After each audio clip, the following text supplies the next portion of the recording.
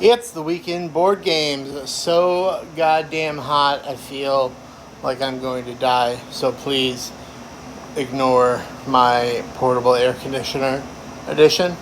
Um, it is so hot in here in Michigan. It's 102 degrees today, or at least that's what it feels like. Like my upstairs air conditioner, window unit in my house kept the room from being so hot that I was going to die, but it did not feel cool. This portable air conditioner, same thing. Addition. So if you're new here, I talk about I talk about board games. Board games is what I like. I like other things, but I talk about board games, and every Monday or whatever day I can get to it, if it's not Monday, I do a recap of the games that I played. I do it with green screen, and I float around. You can see it here where you're watching it. If you're at TikTok, Instagram, or YouTube, it's all Tubbs Plays Games. So if you're watching this on one of those, go follow me on the other ones, because maybe the content's different at times over on the other ones. We don't know. I try to make it the same all across the board, but hey, why not follow me? You can also play games with me on BoardGameArena.com. I am J.R. Tubbs there. Hit me up. I do board game reviews. If you are a creator or a board game designer who wants to do a collaboration, give me a shout. Just message me on any of these platforms. That's everything. So let's talk about the games I played.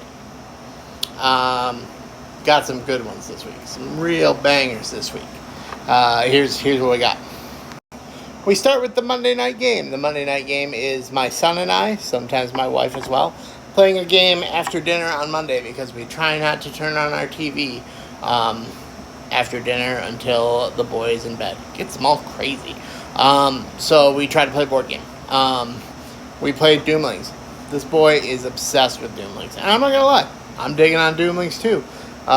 If you've watched my review, you know they sent me a free copy, but that is not affecting my opinion, because I wouldn't keep playing it. I've played it, I've reviewed it, but we're still playing it, and they sent me an expansion that I'm real excited to dig into. So more Doomlings content to come, I think. Doomlings is fun. I dig Doomlings. If you don't like Doomlings, I'm curious why. We actually got to do a Tuesday night game as well. My son did not have karate class, and normally that's where it would be, and then we would come home, shove some dinner in our mouth, and go to bed. But karate was canceled for the week, so the instructors could have a week off. So we played some Everdell. Everdell was my Father's Day gift from my son and from my wife, and man, do I love Everdell. It's a real good game. As soon as we finished playing, I downloaded the app so I could keep playing without having to rely on anyone else to play. But it's so good. I'm not going to say I'm going to get the big box of it because it's expensive as fuck. But what a game. What a game. Everdell rules. Now we come to the big one. I played Hegemony. I have been wanting to play this game for a while. This game takes a long time to play. Our play was almost 5 hours. Average play is 4 hours. I was learning the game, so obviously it took a little bit longer. You guys, this game is so good. I was expecting to enjoy it, but I was also very intimidated by it. It is so good, and honestly, like, the playtime is long, and there's a lot of stuff to do, but it's not as hard as I thought it was going to be, especially because, as I was telling a friend yesterday, the roles mimic life, right? So I played as the working class. I've been middle class, but, like, my parents both worked. I've worked. So I know what the working class wants and needs. I know how to function as the working class. I could have probably played middle class pretty well, but I guess that's one's kind of a tough balancing act. I probably could have played any of these roles well, because they're easy to understand because they're parts of our lives. There's capitalists, there's the role as the government, there's the middle class who wants to keep their people working, but also wants to own businesses. And then there's the working class that just wants their people to work, to make good wages, and to affect public policy. My only goal in the whole game was to achieve the bonus points at the end of having all 5 public policies completely socialist. And I did it, so I was very proud of myself. In fact, there's your photographic proof at the end of the game.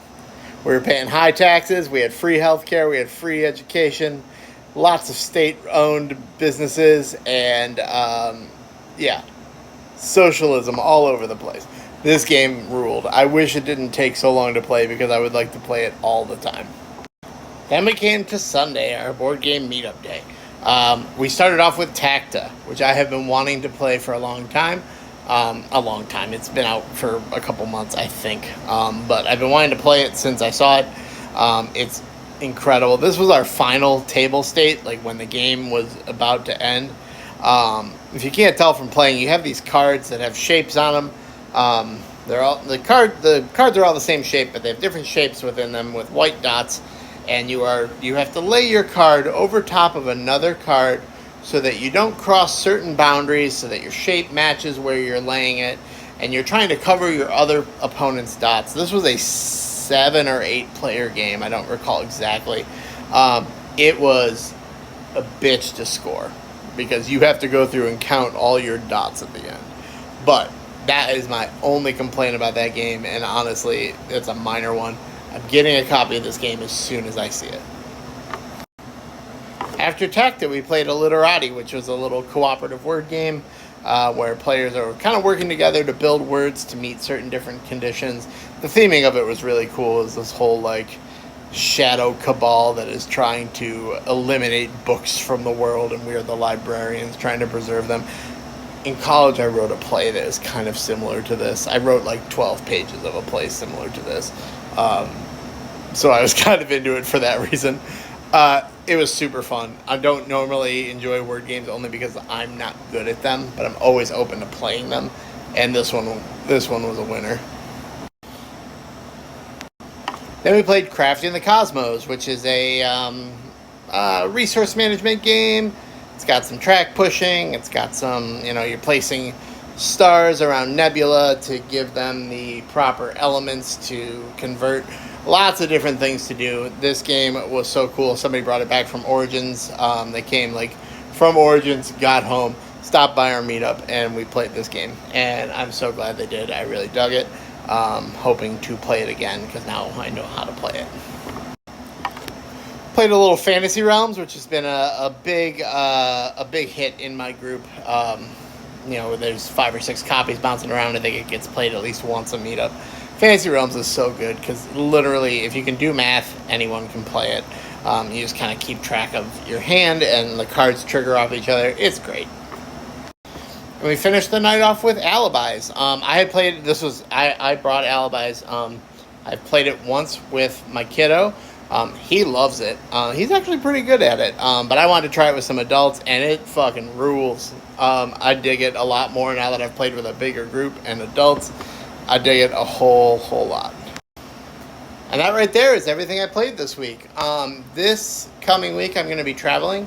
So I am working on organizing a weeknight game night with some game friends to get some games played. But it'll be a pretty low gameplay weekend because I'm going to Buffalo to take my family on a little trip. We're going to go to Buffalo. I'm going to do an improv show in Buffalo with people I haven't performed with in 7 or 8 years, and I'm very, very excited about that.